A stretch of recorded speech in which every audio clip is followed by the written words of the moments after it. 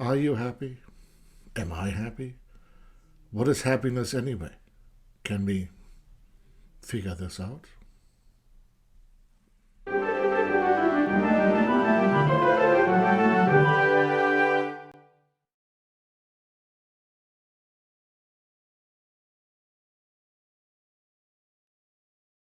So let's see whether we can first look into what happiness actually is.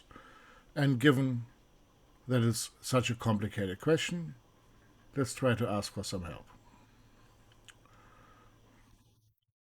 First, I'd like to look at Viktor Frankl, famous for his book Man's Search for Meaning. He wrote it as a Holocaust survivor. He knows what suffering is, and he writes about meaning and happiness.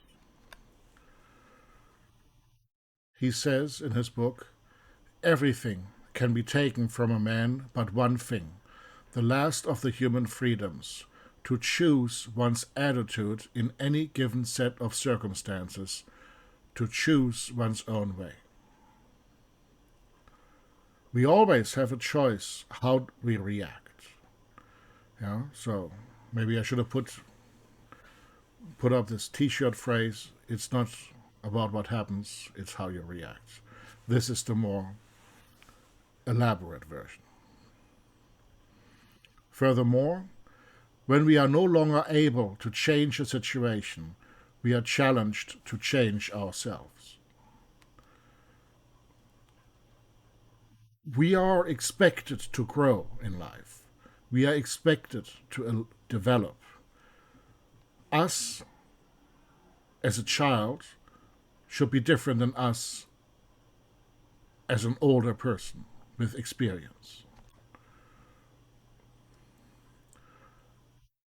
And when we think about all those questions that we have, questions about happiness or unhappiness, these are deep questions that are deeply philosophical.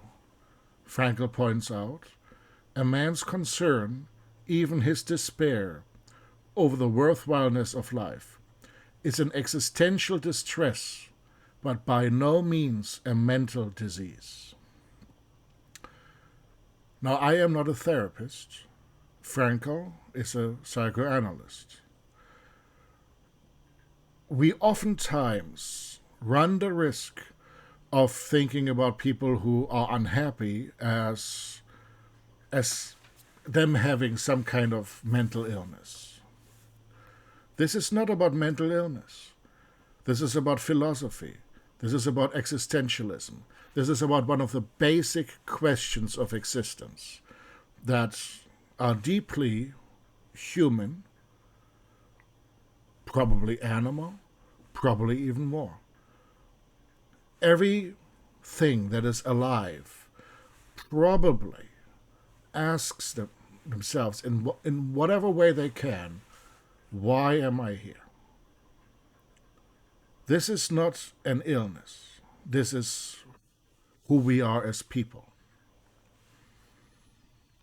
So much for that. Meaning as a central obsession of people. What is the meaning of life? What is the meaning of me? The meaning of life, I can't tell you what it is, but it is important to ask that question. It is important to live a life that in some way creates meaning and gives meaning not just to oneself but to others. If we ask the question, what is happiness, maybe it's easier to ask, what is unhappiness? So Paul Watzlawick wrote a book in German, Anleitung zum Unglücklichsein. That title translates to the American subtitle, The Pursuit of Unhappiness, or How to Be Unhappy. So the book's title is The Situation is Hopeless, but Not Serious. Watzlawick has this famous scene that might come out straight of a Seinfeld episode. A man wants to hang a painting. He has the nail but not the hammer. Therefore, it occurs to him to go over to the neighbor and ask him to lend him his hammer.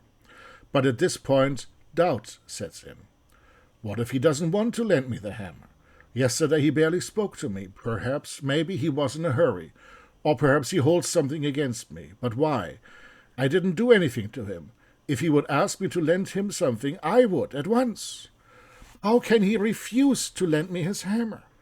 People like him make other people's life miserable. Worst, he thinks that I need him because he has a hammer. This has got to stop.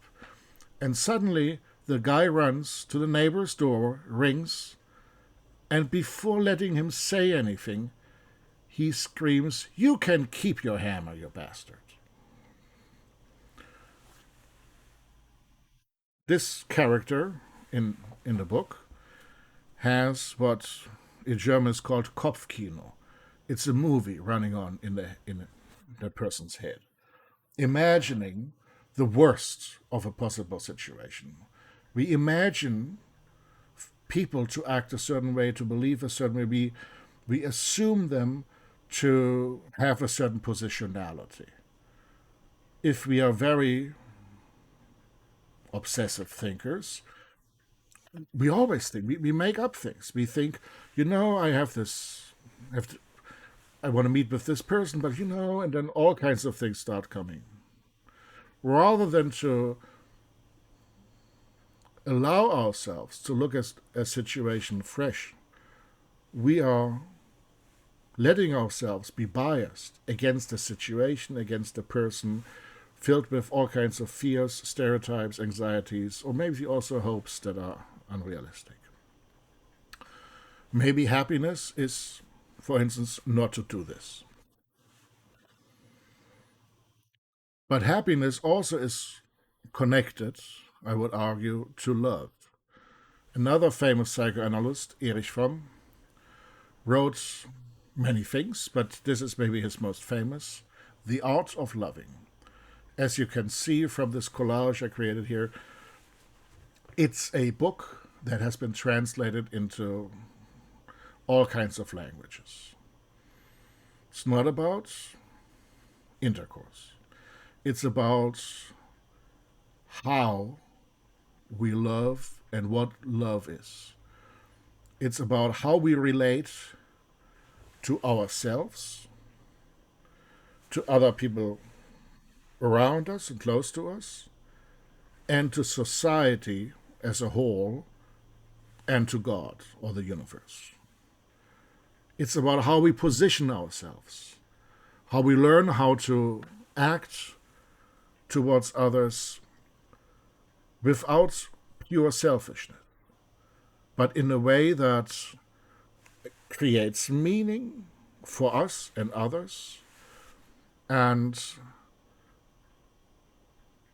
that also figures out where we are in the universe.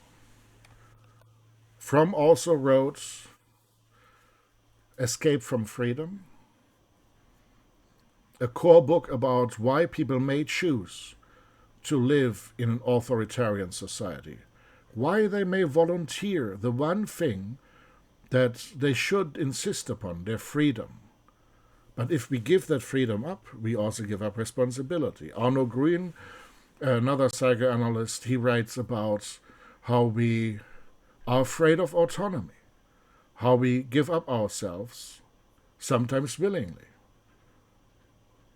and how this leads to pathology.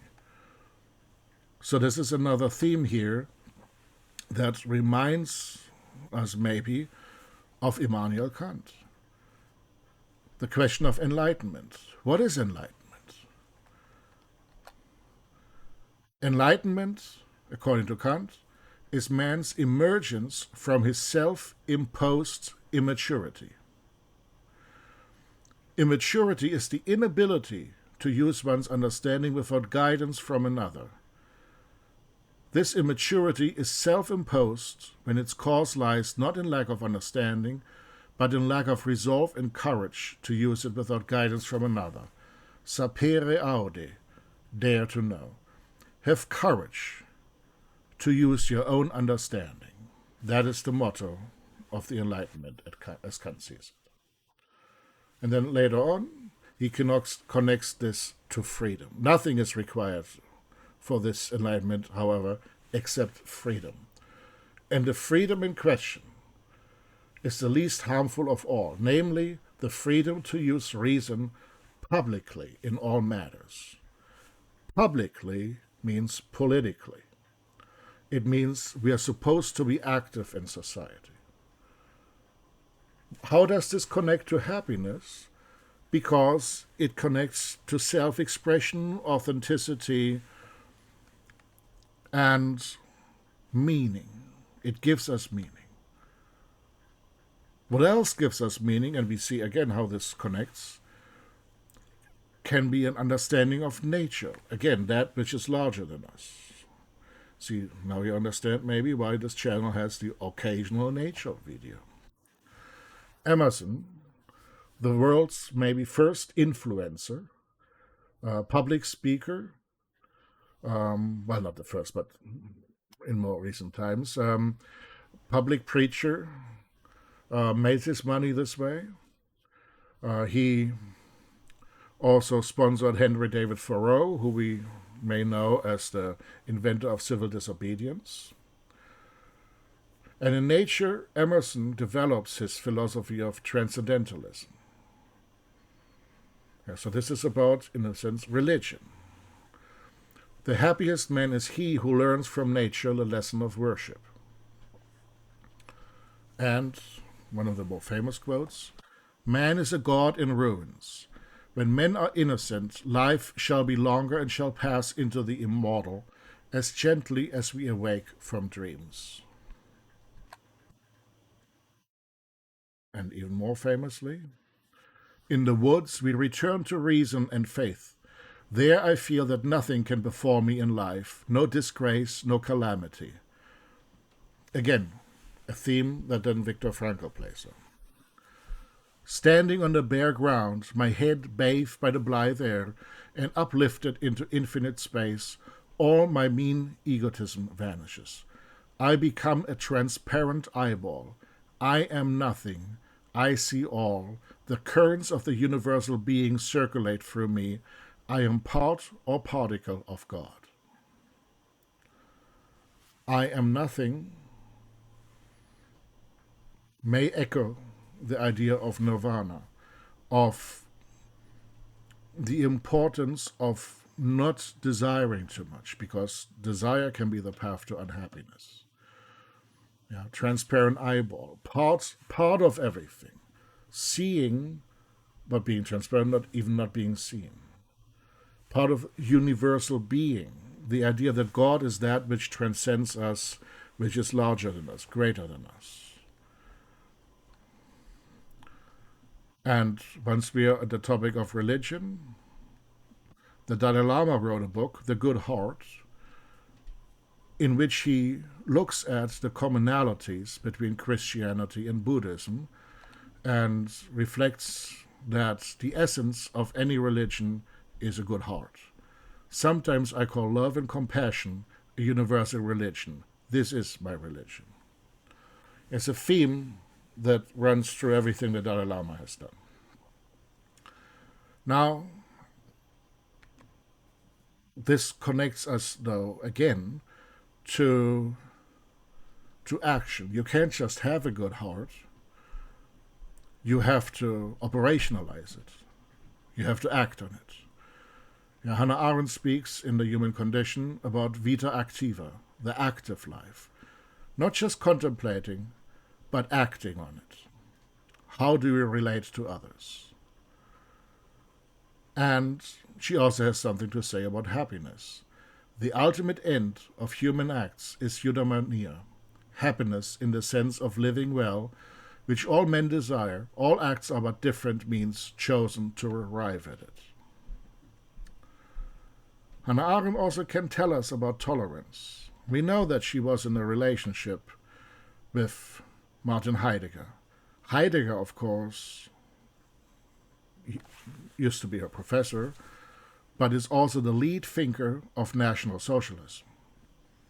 Hannah Arendt later wrote a book on Eichmann in Jerusalem, on one of the perpetrators of National Socialists' crimes, and specifically the Holocaust. A very complicated relationship, a very complicated person, but a person who sees activity as a path to happiness. Now, that means maybe there are measurable things about happiness. The World Happiness Report gives us this map. You can Google it for yourself. It shows us several countries in the 7 points plus or upper 6 point plus realm that are the happiest. Yeah. In North America, that would be Canada, followed closely by the United States. In Europe, Finland, Sweden, Norway, and so on. Then New Zealand and Australia, similar numbers. When it comes to Asia, it's a little bit more complicated. There, Taiwan with 66, the happiest. Least happy there, Afghanistan. Least happy in Europe, Ukraine. Well, there was already a war going on.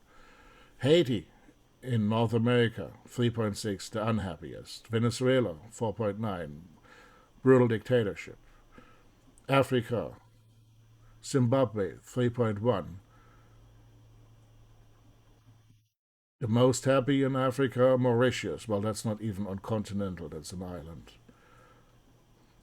So, it seems there's a political component here. Yeah. Another rendition of this map may be a little less confusing, but with the same findings. But it looks also very closely related to the democracy index. It may be easier to be happy when you don't have to be afraid all the time of your government, when you don't have to be afraid to say the wrong thing, to be imprisoned for nothing, to be disappeared, or to have that happen to your family. I guess that is a large part of happiness. Let's zoom into maybe what the US and Europe might look like. Psychology today has this definition, you could say, of life satisfaction. We'll come to that. Physical and mental health, yeah. Relationship with family, at work, and in the community, yeah, certainly. Income and employment, sufficient health and wealth. Not huge, but sufficient. Citizen virtues of pro-sociality and trust. Social support, well, it's good to know that you have it if you need it. Personal freedom to make life choices. Again, freedom. Lack of corruption, because it means lack of unpredictability. And effective government. So you can count on the government to solve problems. All these are measurable points. Nothing too individual, nothing too subjective. So you can, and it's important of this, and it's a social science approach, of course. Social sciences are big on measuring things, but there's a downside to that because you have to come up with things you can actually measure. Europe, Eurostat here shows life satisfaction also as a map and has these definitions. Life satisfaction or evaluation, a person's cognitive overall assessment of their life. Okay. Affects, the presence of positive feelings such as joy and the absence of negative feelings such as sadness or anger. Maybe a little bit less easy to measure. And here, the influence maybe of Hannah Arendt, or of antiquity, eudaimonia, the feeling that one's life has meaning. Again, meaning. But maybe I cheated here, because both of these speak of life satisfaction. Is that the same as happiness? I mean, you can have someone fulfill all these criteria here and still be unhappy. Yeah, we probably all know people like that. They have everything and are absolutely miserable because maybe they haven't solved this existential question for themselves. Maybe they lack primal trust because of what happened when they were children. Maybe they've been disappointed by life so many times that it is difficult for them to find meaning. Oh, well. But let's go back to this idea of eudaimonia. So I have this Greek theater here to illustrate how old that concept is. Eu, or you, means good. Daimon, or demon, in this sense means spirit or soul, being of good spirit. Plato uses the image of a daimonion in Socrates' Apology as that little voice that tells you something. Yeah, but being of good spirit, that sounds like, to a certain degree, it's up to you. Happiness as a choice. Can you be happy not because of something, because you have money, sports car, whatever, but in spite of everything? Like going back to Viktor Frankl. Can you be happy in the worst of circumstances? I mean, life is precious. Life is unique. You can always not be alive. It is a gift that can be very painful. So we are having this conflict here between data, everything objective, measured reality, but the question, who chooses these data points? Versus the self, which is very subjective. I may feel happy, and everybody around me would say, well, how could you possibly be happy? Well, maybe it is coming down to choice. Can we choose to be happy? Can we choose to be unhappy? Maybe it's something we have to work on. And maybe that is also a good answer. So what now?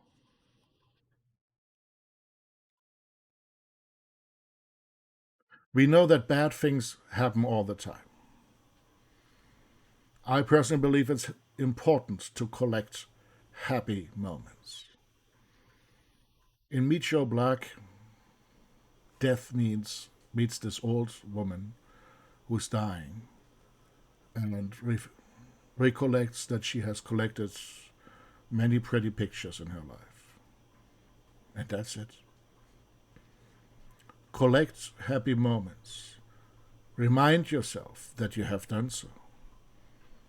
Hold on to those, even in unhappiness, and choose to be happy. Don't wait till everything is perfect. If we wait till everything is perfect, till everything fills these measurable criteria, life may be over. It's not what we have. It's how we derive meaning from it, how we act on it towards ourselves and others. Is that too easy? Maybe. I'll insist on it. It's something we have to work on. We are happy if we allow ourselves to be happy. Doesn't mean things can't be better. It isn't something ultimate, but it's something that we can work towards. If we connect this to externalities like consumption, possession, life stages, successes, that's all meaningless at the end.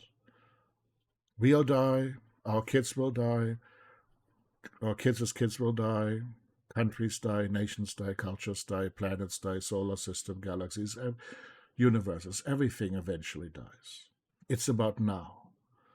And it's about the immediate, maybe the near future. But it's about our life here and now. That's all I can say. And now, with that, I hope this was helpful. I hope to have provided you with some sense of meaning. Like, subscribe, and comment if you want. Otherwise, this is Dr. Philip Kneist. This is Erratic Attempts, and see you soon.